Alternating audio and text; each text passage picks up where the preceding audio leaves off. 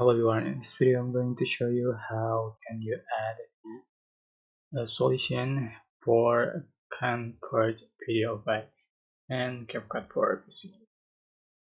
So first you can select your videos or what you like to edit, add to the track and just going to select effect, select distortion, video effect. You can find the solution effect. And this is raw effect. You have to join properties to be able to use this effect. Just add to the track and you can also change for the option of the effect.